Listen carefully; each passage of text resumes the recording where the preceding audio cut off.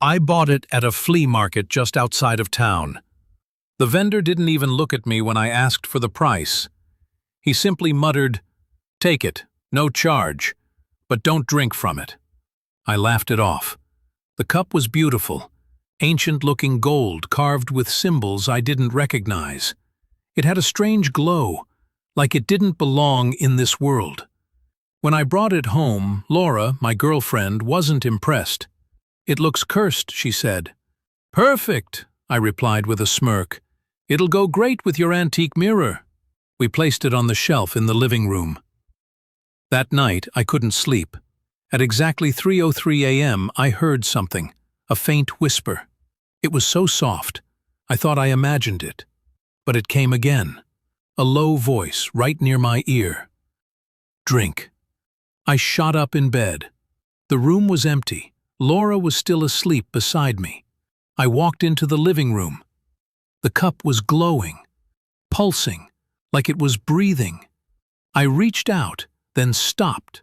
Something felt wrong. My stomach twisted, but I couldn't look away. I stood there for what felt like an hour, just staring at it. And then I heard it again. Closer, sharper. "Drink." I turned around. No one, just shadows. I didn't touch the cup that night, but I didn't sleep either. The next morning, Laura said I looked pale. I told her I was fine, but I wasn't.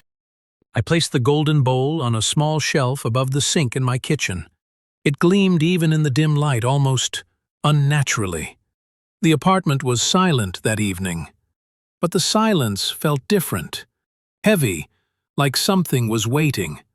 Around 3 a.m., I was woken by a loud clang from the kitchen. I jumped out of bed, heart racing. When I got there, the bowl was on the floor. It hadn't just fallen. It was shattered, as if someone had smashed it.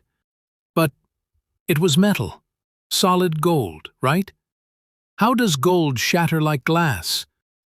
I picked up one of the pieces, cold to the touch, sharp as a knife. And on the inside of the broken curve was a symbol I hadn't seen before. A crude engraving, like a closed eye, carved deep. As I stared at it, the room grew colder. Suddenly, from the hallway behind me, I heard whispers, low, repeating something I couldn't quite catch. I spun around. Nothing. Just my reflection in the dark glass of the kitchen window. But behind my reflection, a shadow moved. Tall, thin, watching. I turned again. No one. But on the wall beside me, a new crack had formed, thin and branching like a vein. That night, I didn't sleep. The next day, I returned to the old market to find the man who sold me the bowl. But his stall was gone. When I asked another vendor, he gave me a strange look and said, "No one sold anything from that corner in months. That stall's been empty since the fire." I didn't understand. "What fire?" He frowned. "You didn't hear? There was a fire there nearly a year ago, burned the whole corner. I left, shaken." Back at home, things got worse. Every mirror in the apartment began to warp. At first, I thought it was just my eyes, but the reflections were wrong. In one, I wasn't blinking, in another, I was smiling, but I wasn't smiling in real life. By the fourth day, every time I looked into glass or a screen, I saw her, a woman with empty eyes holding the golden bowl, unbroken, pristine. Whispers followed me into sleep, and each time I dreamed, I was back in that market. Only it wasn't a market anymore. It was a temple, burning. And at the center, the bowl, resting on an altar of bones. He stopped sleeping, not because he didn't want to, but because the moment his eyes closed, the whispers came, not from outside, not from the room, but from inside his mind. Every night the same words, spoken in a tongue he didn't know. But somehow he understood. Something like, "Return what was never yours," or "Be claimed like the rest." The golden cup sat on his desk, cracked down the center, still glowing faintly, like it was alive. Sometimes he thought it pulsed with a heartbeat. Sometimes it looked at him. One night, unable to take it any more, he threw the cup into a canal across town. He watched it sink. His breathing eased for the first time in days. He walked home with a strange lightness in his chest. But when he stepped inside, there it was. The cup, back on the desk, dry, clean, waiting. He dropped to his knees, staring. Then the lights went out.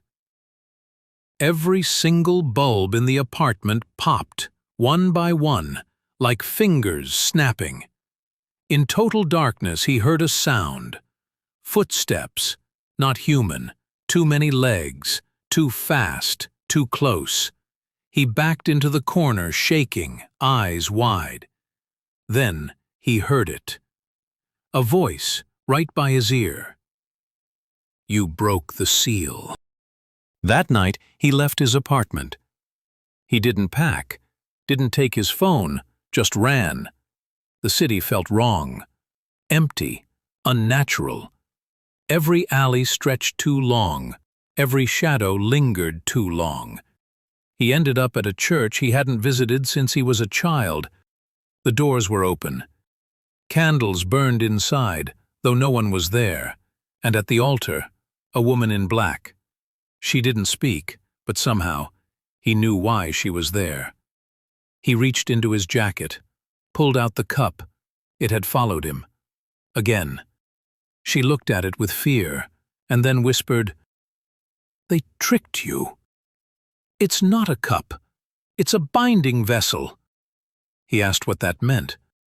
She just said, "You drank from it, didn't you?" His mouth went dry. He remembered the first night, tasting the leftover wine. She stepped back. "Then it already knows your blood." Suddenly, the candles blew out, the windows shattered, and from the cracks in the floor, hands began to rise. Not human hands. Too long, too many, too hungry. He fled the church screaming, running into the dark streets with only one thought: get rid of the cup. But no matter what he tried, burning it, smashing it, burying it, it always came back. And each time it looked less like a cup and more like a mouth. Teeth, black veins. It whispered more now. Not words, names. He recognized some. People who had disappeared from his life, old friends, a teacher, even his father. He went to the library, not a public one, a private one, a cult, underground. He found a man who claimed to know curses. When he showed him the item, the man screamed and locked himself inside his vault, only shouted through the door, "You should be dead already." He begged him for answers. Through shaking breath, the man said, "It's not an object, it's a mouthpiece. For something ancient, it wants to speak through you. Once it's finished, there'll be no you left." That night, the whispering became screaming, and the cup was no longer on the table. It was in his hands. The cup pulsed in his hands like it had a heart of its own. It was warm now, wet. It beat, slowly, then faster. It began to pull. His arms moved on their own. His eyes rolled back. The room darkened, even though the lights were on. He screamed, but no sound came out. Only a voice, not his own. "I see you." Then black. When he woke, he was in a different place, a cave. The air was thick and wet, smelling of rot and ancient fire. All around him, carvings, symbols he couldn't understand, writhed like they were alive. The cup was gone. But something else was there. A door, huge, circular, covered in chains and bone. And behind it, a heartbeat. Not his. Something deeper. Older. He stepped toward it, and the whispers returned. Only now, there were hundreds of voices, all screaming at once. "Don't open it! It sees you! You are the final key!"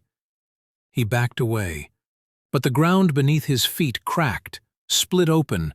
He fell, down, down, into fire, into teeth, into himself, and then silence. He woke in his apartment. Morning sunlight poured through the window. Birds chirped. Coffee brewed on the stove. The cup was gone. He laughed. He cried. He thought it was over until he opened his mouth to speak.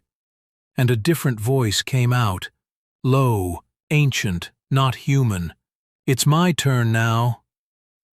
He tried to scream again, but his body didn't listen. He moved to the mirror, and what looked back was no longer him.